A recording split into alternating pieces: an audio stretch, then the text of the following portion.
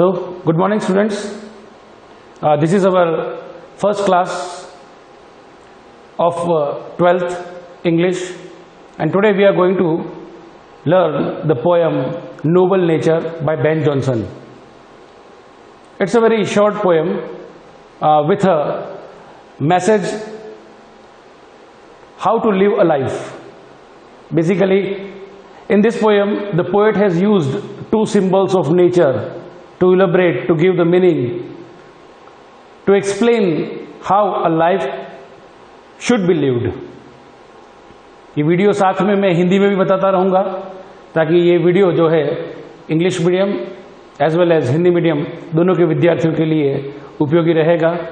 आज हम पढ़ने वाले हैं पोयम द नोबल नेचर, जिसके कवि हैं Ben Jonson.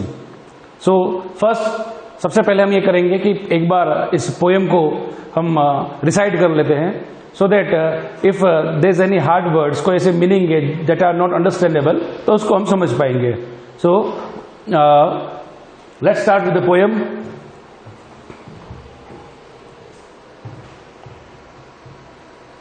The Nobel nature.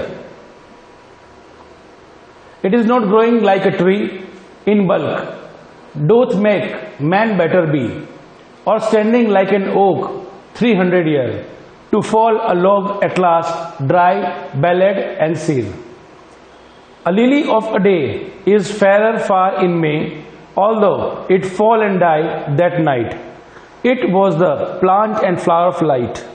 In small proportions we just beauties see, and in short measures life may perfect be. So this was the poem, recitation of the poem. Now I'll show you the two symbols of nature. If you can see in the poem the noble nature, the first symbol that is used is oak.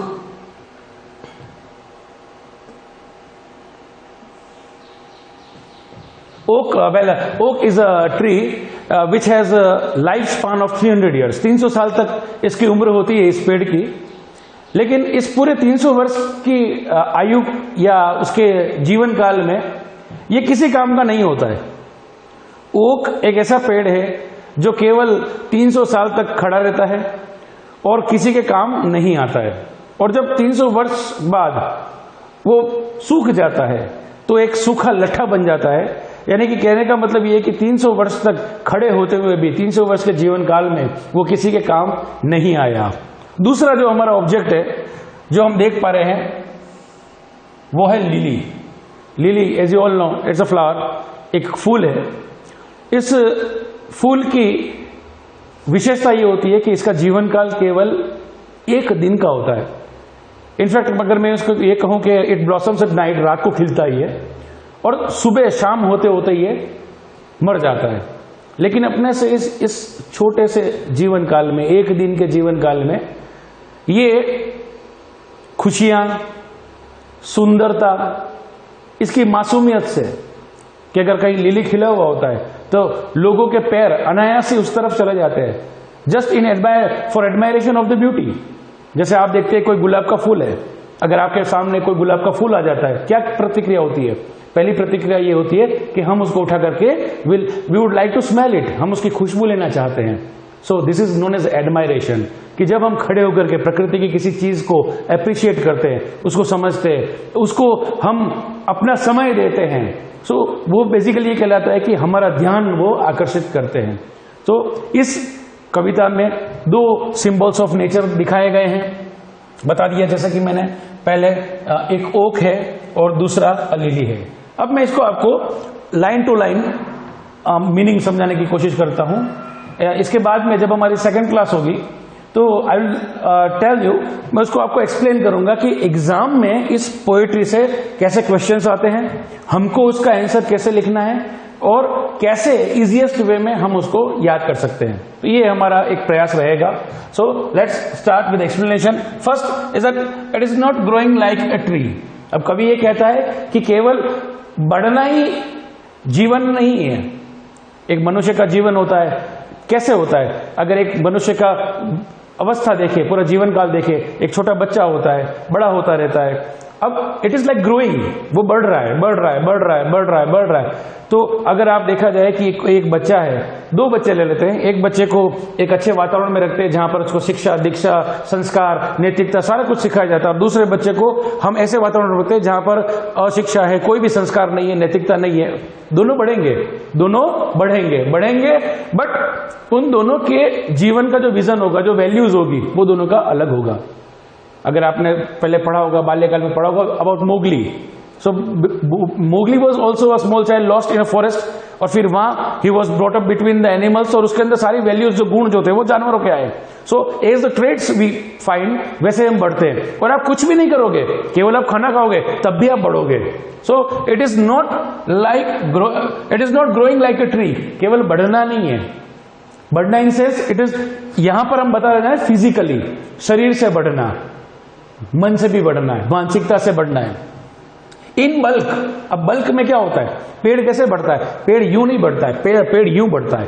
Bulk यानी कि सारी दिशाओं में विशाल का आकार ले लेना। डोथ man make better be. तो इससे मनुष्य कभी बड़ा नहीं हो सकता।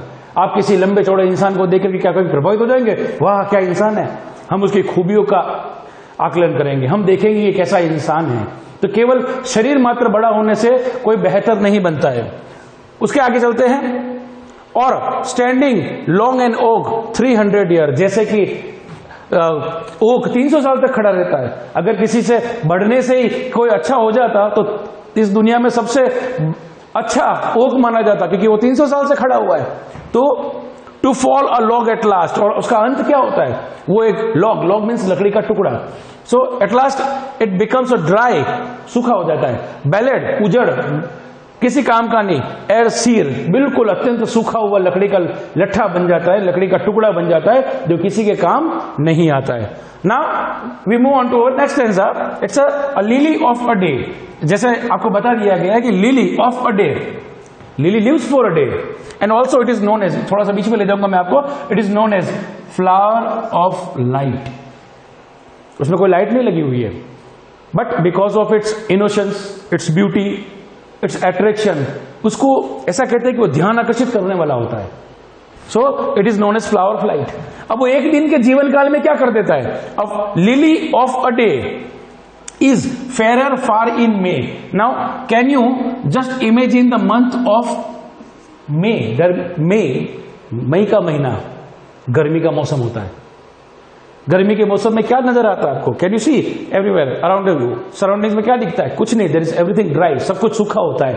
बट देन ऑल्सो वहां पर आपको मई महीने में अगर लिली दिख जाता है, सुकून मिलता है, शांति मिलती है। प्रकृति की किसी भी, whenever we go into nature, जब भी हम प्रकृति में जाते हैं, and whenever we see the beauty of nature, or itself it happens that हमारे से अनायास ही उसकी एप्रिसिएशन निकल जाती है।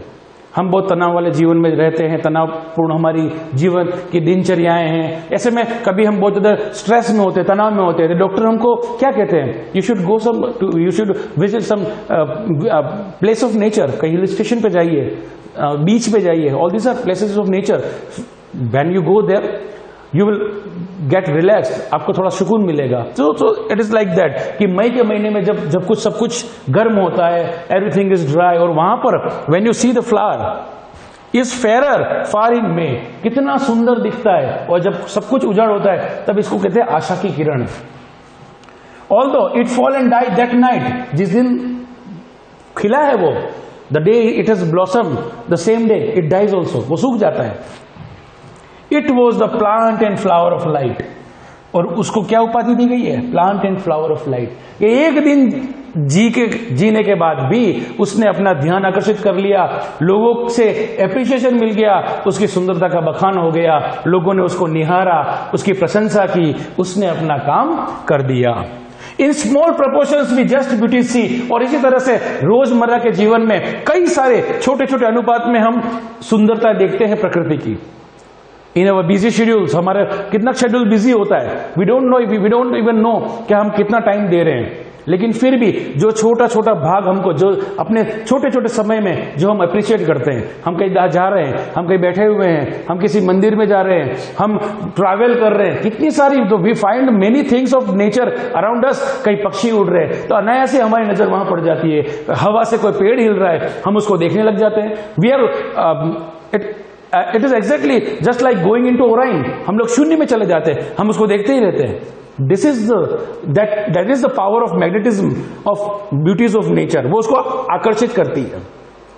आप just you are walking through a street किसी शोरूम के सामने, and if you are in search of a good shirt और पैंट, कहीं आपको दिखता है तो आप you just stand there and admire it, उसको आप देखते हो और try to match with your ideas कि भाई मुझे ऐसा चाहिए था, हाँ यही है। So that is like attracting. तो ब्यूटीज ऑफ नेचर के अंदर आपको खोजने नहीं जाना पड़ता, they are around you, they have surrounded you, but in small proportions. जब हम टाइम निकालते हैं, सपोज आप किसी मंदिर गए, वहां पर आपने एक फूल को देखा, फूल को देखते ही विदाउट स्मेलिंग इट आप उसको एडमायर करोगे। किसी पक्षी को चहचहाते हुए देखा, so you will spare the time to listen कि व्हाट्स इट्स ट्रिपिंग, वो क्या कह रहा है। So these are in small proportions we just beauty see. ऐसी कितनी सारी हम सुंदर चीजों को देखते हैं। And in short measures, now measures, what are measures? छोटे छोटे ऐसे कदम हम उठा सकते हैं लाइफ में परफेक्ट भी। अब ऐसे छोटे कदम हम कैसे उठाते हैं?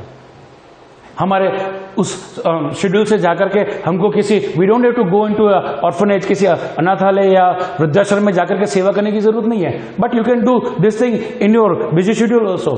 आप देखते हो किसी को, कोई छोटे बच्चे, if they are harassing puppies, छोटे कुत्ते के पिल्ले को परेशान कर रहे हैं, यू स्कोल्ड देम, ए बेटा मत करो ऐसा। By helping your parents, by helping your colleagues, by helping your friends, all these are short measures of life, and whenever you perform these measures, they will give you definitely satisfaction, and in their eyes, उनकी आंखों में आप एक अच्छे लोग बन जाओगे। आप अपने क्लास में भी देखते हैं, कोई टीचर पूछते हैं भाई क्लास में भाई अच्छा बालक कौन है ना, व्हाट इज मीनिंग ऑफ अच्छा? वो अच्छा बालक का मतलब ये है कि जो सबकी मदद करता है, टीचर्स का फेवरेट है, तो कुछ न कुछ qualities, there should be nobleness, and that is the topic of our poem. If we elaborate this word nature, it can be elaborated in two ways. Nature, nature का मतलब होता है प्रकृति, एंड नेचर अदर मीन्स आपकी स्वभाव कैसा है। हम बोलते हैं ना यार पड़ोस में जाके देना वो चीज मांग के लाना, तो हम क्या बोलते हैं, नहीं नहीं उसके वहां मत जाओ। Why do we say this? We say because, क्योंकि हमको पता है वो मना कर देगा। We know the nature of that person. फिर हम बोलते हैं इसके पास जाओ, वाई टू हिम?